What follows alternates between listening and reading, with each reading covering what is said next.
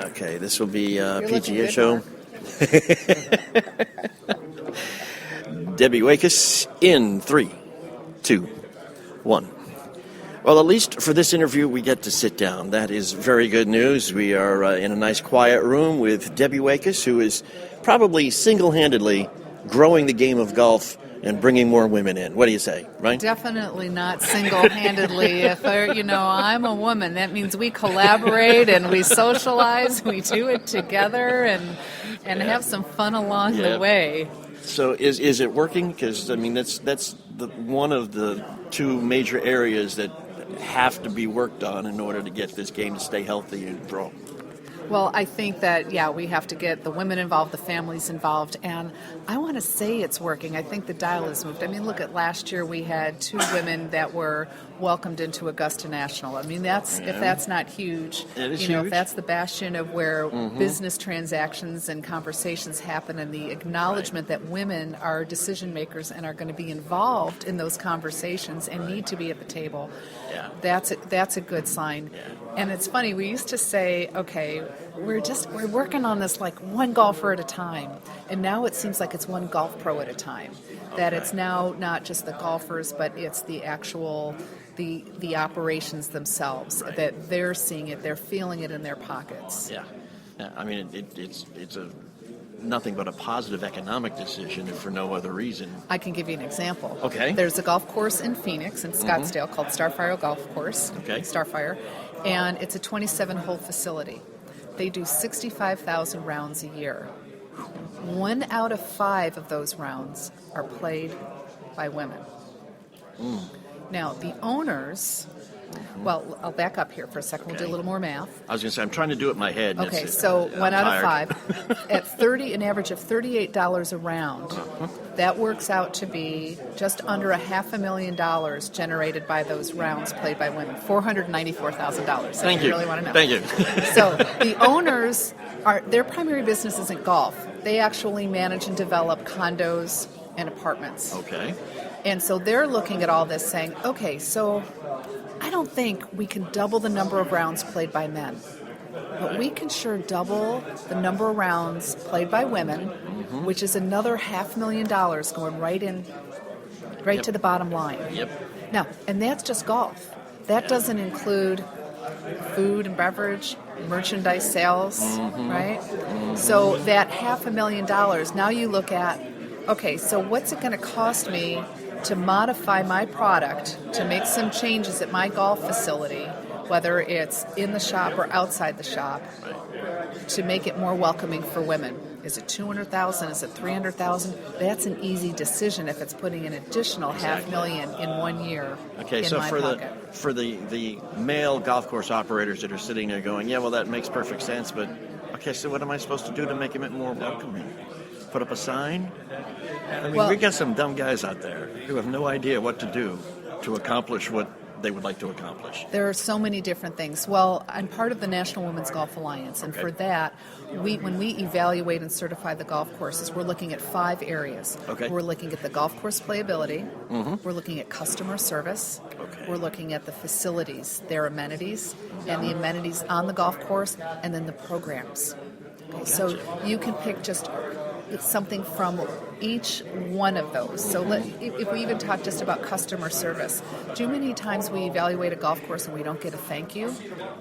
I would imagine probably the majority of the time. In the staging area afterwards, you might get a thank you for the tip you've given, but not, you know what, thank you so much for being here. I hope you'll come back again. Will you come back again? You know, something as simple as that. Now, I don't think that costs a lot of money to make that kind of a change. I could do it for free for anybody, but I'm just saying. But that's huge for even the player assistants or ranger or whatever you want to call that job, or even the beverage cart person. The last time they hit you to say, you know what, thanks. We know you have a choice on where you're going to play. I hope you've had a great day and that you'll come back again. That's huge. Yep. That's huge. Something just as simple as that. I see a book on the table. You do see a Got book your on name the table. on it. Yeah, it does. Do you want to see it over there, Mark? It's called Get Your Golf On. It's a guide for getting in the game. And it doesn't have anything to do with how to hold a club or how to swing, or none of that. It's all about the soft skills on how to get yourself to the course and how to be prepared and feel comfortable, pulling that timid out of intimidation and keeping it fun.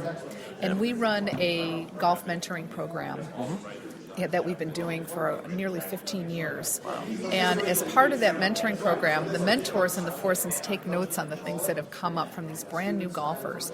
And then we come inside afterwards and we do a little happy hour and we share the lessons learned. Well, you know, what's happened at your table is the same thing that happened at our table, and, you know, it's kind of kumbaya. Oh, I'm not alone in this. Well, we write those up, those notes, and we send them out to the participants. And over that period of time, over so many years, we don't get many things that are new.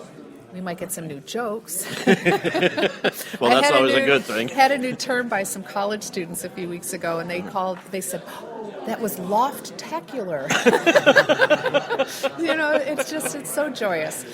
So what we did with the book is we took all of those lessons learned and we sorted them from being prepared, the tee box, the fairway, the green, you know, rules, and just different types of things, and then we weave stories around them. And these are all the lessons learned from the people who were like, oh, I didn't know I even needed to know that. And so that's it's hard what to ask it's the about. questions if you don't know what you don't know, right? Right. That's fantastic. What in your research and compiling this, is there like one overriding intimidation factor that keeps women away in large numbers from golf itself? Well, there are many, and I will tell you, if you and I were to go to the golf course separately, and I'm meeting you there, right, the parking lot is actually a pretty intimidating place because I don't know what the bag drop is. I don't know where I'm supposed to go. I don't know. I see something that says no spikes in the clubhouse. Oh, God, I'm not even wearing the right shoes. I only have sneakers. I don't even have the right shoes. You know, so it starts out with even wardrobe. You know, you can back it up. But there's so many layers of things that it's, you know, we have the disease and we know what the disease is, and we enjoy all of that. But when you don't know, it's like you go to any networking event for the first time. You want to know what the protocols are, and it's the same thing. It's the same thing. So maybe folks at golf courses, men specifically, should be a little more empathetic. How about inviting her?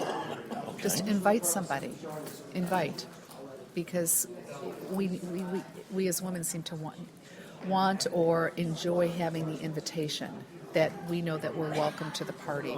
And you know what, I might be a new golfer and I might not be very good, but you know what, you want me because of my personality.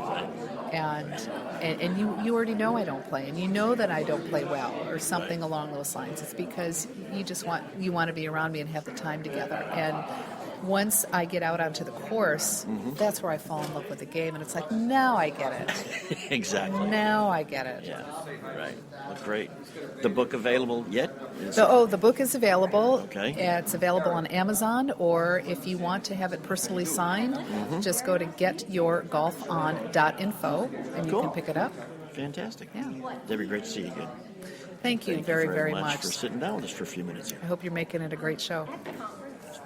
Beyond anyone's wildest imaginings. Thank you, John.